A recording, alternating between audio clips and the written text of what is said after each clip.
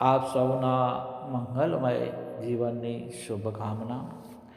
ઋષિચિંતન ચેનલમાં આપ સૌનો હાર્દિક સ્વાગત છે. સુનકાર ભરી ઝૂંપડી. આ ઝૂંપડીની ચારે બાજુ સન્નાટો છવાઈ ગયો છે. કુદરત થંભી ગયેલી જણાય છે.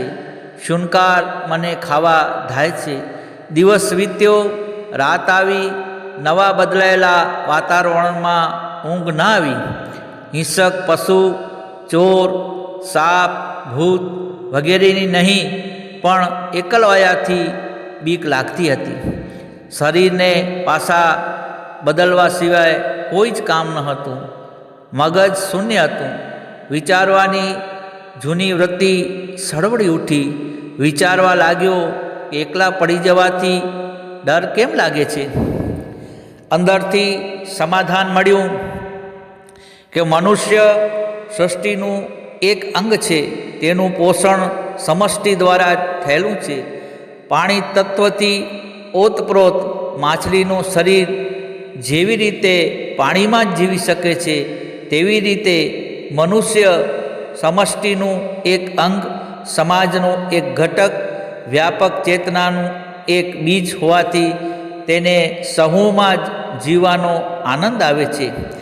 એકલવાયાપણામાં તો વ્યાપક ચેતનાથી દૂર થઈ જાય છે અને તેને કારણે આંતરિક પોષણથી તે વિમુખ થઈ જાય છે. આ અભાવને લીધે જ શુનકારમાં ડર લાગવા લાગે છે. કલ્પના આગળ દોડી. રૂઢિગત માન્યતાઓની પૂર્તિમાં જીવનના અનેક સંસ્મરણોને શોધી કાઢ્યા. શુનકારના એકલવાયાપણાના ઘણા પ્રસંગો યાદ આવ્યા. તેમાં આનંદ ન હતો, ફક્ત સમય જ પસાર કર્યો. સ્વતંત્ર સંગ્રામ વખતે જ્યારે જેલમાં જવું પડ્યું હતું, તે સમયની યાદ આવી. આમ તો કેદખાનામાં કોઈ દુઃખ તો ન હતું, છતાંય એકલતાનું માનસિક દબાણ ગળું હતું. 1 મહિનો પછી છૂટ્યો ત્યારે શરીર પાકી કેરીની જેમ પીળું પડી ગયું હતું. ઊભા થવા જતાં ચક્કર આવતા હતા, કારણ કે શુનકાર ગમતો ન હતો. જેથી મગજના બધા જ કેન્દ્રો શુનકારની ખોડખાપણ સાબિત કરવામાં રચ્યા પચ્યા રહેતા હતા. મગજ તો એક નોકર જેવું છે. અંતરમાં જેવી ભાવના કે માન્યતા રાખીએ તેને અનુરૂપ તે વિચારોના, તર્કોના અને સાબિતીઓના, કારણોના, દાખલા દલીલોના પહાડ જમા કરી દેતું હોય છે. વાત સાચી છે કે ખોટી એ નક્કી કરવું તે વિવેક બુદ્ધિનું કામ છે.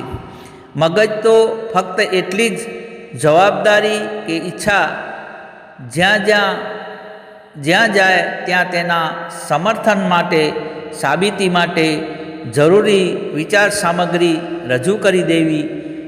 મારું મન પણ અત્યારે આ જ કામ કરી રહ્યું હતું. મગજ હવે દાર્શનિક રીતે વિચારવા લાગ્યું કે સ્વાર્થી લોકો પોતે પોતાની જાતને એકલા માને છે. એકલાના જ નફા તોટાની વાત વિચારી છે. તેમણે પોતાનું કોઈ જ દેખાતું નથી, તેથી જ તેઓ સામૂહિકતાના આનંદથી વંચિત રહે છે. તેમનું અંતઃકરણ ભયંકર શમશાનની જેમ ખાવાદાય છે. એવી કેટલીય પરિચિત વ્યક્તિઓના જીવન ચરિત્રો સામે આવતા ઊભા, જેમની ધનવૈભવની, સમૃદ્ધિની કોઈ જ ઈચ્છા ન હતી. પોતાના અંગત સ્વાર્થ પર હોવાને કારણે જ તેઓ સમષ્ટિનું હિત નિહાળી શક્યા હતા. વિચાર પ્રવાહ પોતાની દિશામાં તીવ્ર ગતિએ દોડી રહ્યો હતો. એમ લાગતું હતું કે વિચારો એકલવાયાપણાને હાનિકારક અને પીડાદાયક સાબિત કરીને જ જમશે. ત્યારે જ પોતાનો પ્રસ્તાવ રજૂ કરશે. આ મૂર્ખતામાં પડ્યા રહેવાથી શું ફાયદો? એકલા રહેવું તેના કરતાં જનસમૂહમાં રહીને જે ભોગવવા યોગ્ય છે તે શા માટે પ્રાપ્ત ન કરવું? વિવેક બુદ્ધિએ મનની જૂઠી દોડને ઓળખી અને મનને કહ્યું, જો એકલવાયાપણું બિન ઉપયોગી હોત તો ઋષિ મુનિઓ, સાધકો, સિદ્ધ પુરુષો, વિચારકો, વૈજ્ઞાનિકો શા માટે તેની શોધમાં હોત? શા માટે એવા એકાંત વાતાવરણમાં રહે છે સ્વાધ્યાય અને ચિંતન માટે, અને તપ તથા ધ્યાન માટે એકાંત કેમ શોધતા હોય છે? જો એકાંતનું કોઈ જ મહત્ત્વ ન હોત તો સમાધિ સુખ અને આત્મદર્શન માટે શું કામ તેની શોધ થઈ હોત?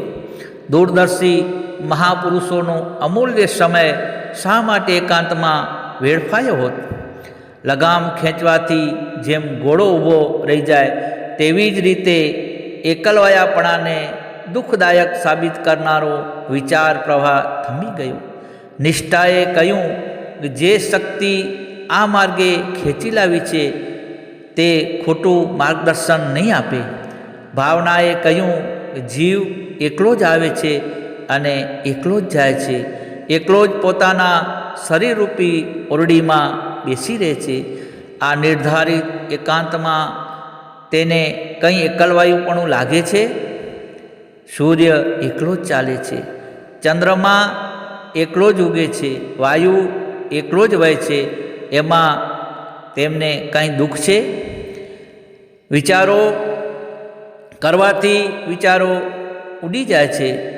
માનસશાસ્ત્રના આ સિદ્ધાંતે પૂરું કામ કર્યું.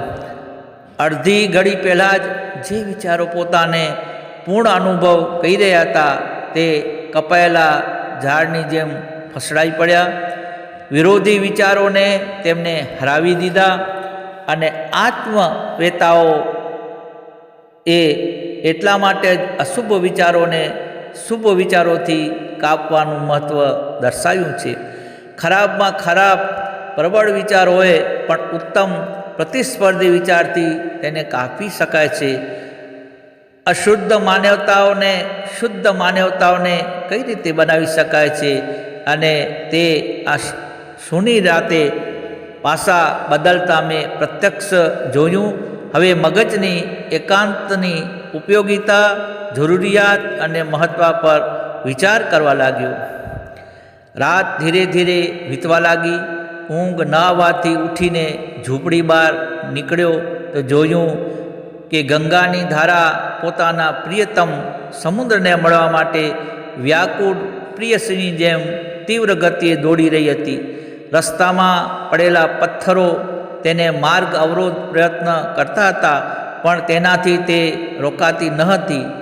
અનેક ખડકો સાથે અથડાતી અને એના અંગ પ્રત્યંગમાં ઘાયલ થઈ રહ્યા હતા, છતાં પણ તે કોઈને કંઈ ફરિયાદ કરતી ન હતી, નિરાશ પણ થતી ન હતી. આ વિઘ્નોની તે પરવા પણ કરતી ન હતી. અંધારાનો, એકલાપણાનો તેને ડર ન હતો. પોતાના હૃદયેશ્વરને મળવાની વ્યગ્રતા તેને આ બધી બાબતોમાં લાવવા દેતી ન હતી. પ્રિય પાત્રના ધ્યાનમાં નિમગ્ન હર હર કલકલ પ્રેમ ગીત ગાતી ગંગા નિંદ્રા અને વિશ્રામને તિલાંજલિ આપી ચાલતી રહેતી ધૂનમાં જ મગ્ન હતી. ચંદ્રમા માથા પર આવી પહોંચ્યો હતો. ગંગાની લહેરોમાં તેના અનેક પ્રતિબિંબ ચમકી રહ્યા હતા. જાણે એક ભ્રમ અનેક શરીરમાં દાખલ થઈ એકમાંથી અનેક થવાની પોતાની માયા રચી રહ્યા હતા. દૃશ્ય ઘણું જ સ્વામનું હતું. ઝૂંપડીમાંથી નીકળી ગંગા કિનારે એક મોટા પથ્થર પર બેઠો હતો અને અનિમેષ આંખે તે સુંદર દૃશ્યનો લાવો લેવા લાગ્યો. થોડી જ વારમાં ઝોકું આવી ગયું અને તે ઠંડા પથ્થર પર જ ઊંઘ આવી ગઈ. એવું લાગ્યું હતું કે તે જળધારા કમળના ફૂલ જેવી એક દેવકન્યાના રૂપમાં ફેરવાઈ ગઈ. તેની અલૌકિક, શાંત અને સમુદ્રના જેવી સૌમ્ય મુદ્રામાં એવું લાગતું હતું કે જાણે આ પૃથ્વીની બધી જ પવિત્રતા એકત્રિત થઈને મનુષ્ય દેહ ઉતરી રહી છે. તે નજીકના જ એક પથ્થરના ટુકડા પર બેસી ગઈ. આ બધું જાણે હું જાગ્રત અવસ્થામાં જોઈ રહ્યો હતો. તે દેવકન્યા ધીમે ધીમે અત્યંત શાંત ભાવ મધુર અવાજે કંઈ કહેવા લાગી. હું મંત્ર મુગ્ધ થઈ એક ચિત્તે સાંભળવા લાગ્યો. તે બોલી, હે મનુષ્ય દેહધારી આત્મા, તું આ નિર્જન જંગલમાં પોતાની જાતને એકલો ન માનીશ. દ્રષ્ટિ ફેલાવીને જો, ચારે બાજુ તું જ વિખરાયેલો પડ્યો છે. ફક્ત મનુષ્ય પૂરતો તું તારી જાતને બાંધી ન દે. આ વિશાળ સૃષ્ટિમાં મનુષ્ય પણ એક નાનું પ્રાણી છે અને તેનું કોઈ પણ એક સ્થાન છે, પરંતુ તે સર્વસ્વ નથી. જ્યાં મનુષ્ય નથી ત્યાં શુનકાર છે એવું કેમ માની શકાય?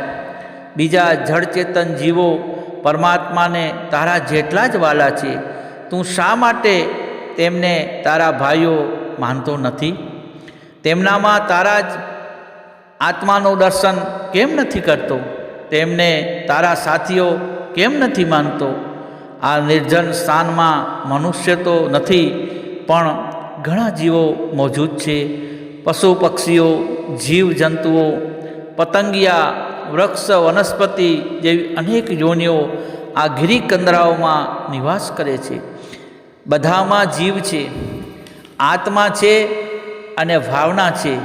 જો તું આ અચેતન લાગતા ચેતનાનોને આત્મા સાથે તારા આત્માને ભેળવી શકે તો હે પથિક, તું તારા ખંડિત આત્માને સમગ્ર આત્માના રૂપમાં જોઈ શકીશ.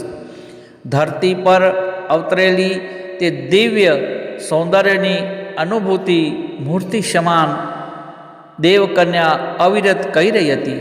મનુષ્યને ભગવાને બુદ્ધિ આપી છે, પણ તે અભાગીઓ સુખ ક્યાંથી મેળવી શકે? તૃષ્ણા અને વાસનામાં તેણે દેવી વરદાનનો દુરુપયોગ કર્યો અને જે આનંદ મળી શક્યો હતો તેનાથી વંચિત થઈ ગયો. પ્રશંસાને માત્ર મનુષ્ય કરુણારૂપ થઈ ગયો છે, પણ સૃષ્ટિના બીજા બધા જીવો આવી મૂર્ખતા નથી કરતા. તેમાંથી ચેતનાની માત્રા ભલે થોડી જ હોય, પણ તારી ભાવનાને તેમની ભાવના સાથે મેળવી તો જો. એકલવાયાપણું ક્યાં છે? બધા જ તારા સાથીઓ છે. પાછું બદલતા જ ઝબકીને જાગી ગયો. એકદમ ગભરાઈને બેઠો થઈ ગયો. ચારે બાજુએ દ્રષ્ટિ દોડાવી તો અતુલતુલ્ય સુંદર સંદેશ સંભળાવનારી દેવકન્યા ત્યાં ન હતી. એમ લાગ્યું કે તે જાણે નદીમાં જ સમાઈ ગઈ. મનુષ્ય દેહ તજીને જલધારામાં ફેરવાઈ ગઈ હોય. મનુષ્યની ભાષામાં કહેલા શબ્દો સંભળાયા નહીં, પણ હર હર કલકલ અવાજમાં જ એનો ભાવ એવો જ સંદેશ અનુભવ્યો. સ્થૂળ કાન તો તેને સાંભળી શકતા ન હતા, પણ કાનનો આત્મા હજુએ એને સમજી રહ્યો હતો, ગ્રહણ કરી રહ્યો હતો. આ સ્વપ્ન હતું કે જાગ્રત અવસ્થા? સત્ય હતું કે ભ્રમ? મારા પોતાના વિચારો હતા કે દિવ્ય સંદેશ? કાંઈ સમજાતું ન હતું. આંખો ચોડી માથે હાથ ફેર્યો અને સાંભળ્યું તથા અનુભવ્યું હતું તેને શોધવાનો પુનઃ પ્રયત્ન કર્યો, પણ વ્યર્થ. કાંઈ જ મળતું ન હતું, કાંઈ જ સમાધાન થતું ન હતું. એટલામાં જોયું તો ઉછળતી લહેરોમાં અનેક ચંદ્ર પ્રતિબિંબિત થઈ એકાકાર ચારે બાજુથી એકઠા થઈ રહ્યા હતા અને મરક મરક હસતા કહી રહ્યા હતા, અમે આટલા બધા ચંદ્ર તારી સાથે રમવા માટે મોજ મજા માણવા તૈયાર છીએ, તો શું અમને તારા મિત્ર નહીં માને? શું અમે યોગ્ય મિત્ર નથી? મનુષ્ય, તું તારી સ્વાર્થી દુનિયામાંથી આવ્યો છે. જેને જેની સાથે મમતા છે એનાથી એનો સ્વાર્થ સદાય છે, તે પ્રિય છે. જેનાથી સ્વાર્થ સદાયો છે તે પ્રિય તથા પોતાનો, જેના સ્વાર્થ સંધાયો ન સંધાયો તે પારકો. આ તમારી દુનિયાના રીત રિવાજ છોડ, અમારી દુનિયાના રિવાજ શીખ. મમતા, સ્વાર્થ, સંકીર્ણતા છોડી દે. અહીં બધા જ આપણા જ છે, બધામાં જ આપણો જ આત્મા છે. પણ તું આવું વિચાર કર્યા પછી આપણે મિત્ર બનશું અને તને એકલવાય પડવું નહીં લાગે. તું તો અહીં કંઈક સિદ્ધ કરવા આવ્યો છે ને. સાધના કરતી આ ગંગાને જોતો નથી? પ્રિયતમાના પ્રેમમાં તલ્લીન થઈ કેટલીય તન્મયતા તથા આતુરતાથી તેને મળવા જઈ રહી છે. રસ્તામાં આવતા વિઘ્નો એને ક્યાં રોકી શકે છે? અંધકાર અને એકલપણાને તે ક્યાં જુએ છે? ધ્યેયની યાત્રામાં એક ક્ષણ માટે પણ તેનું મન ક્યાં વિચલિત થાય છે? જો સાધનાનો રસ્તો જ અપનાવવો હોય તો તારે પણ આ જ આદર્શ અપનાવવો પડશે. જ્યારે પ્રિયતમને પામવા તારો આત્મા પણ ગંગાની ધારની જેમ તલપા પડશે તો તને કાંઈ ભીડનું આકર્ષણ અને એકલાપણાનો ભય રહેશે? ગંગા તટે રહેવું હોય તો ગંગાની પ્રેમ સાધના પણ શીખ સાધક. ઠંડી લહેરો સાથે બાળચંદ્ર નાચી રહ્યા હતા. જાણે ક્યારેક મારા મથુરામાં થયેલું રાસ નૃત્ય પ્રત્યક્ષ થઈ રહ્યું ન હોય. લહેરો ગોપીઓ બની, ચંદ્રે કૃષ્ણનું રૂપ ધારણ કર્યું.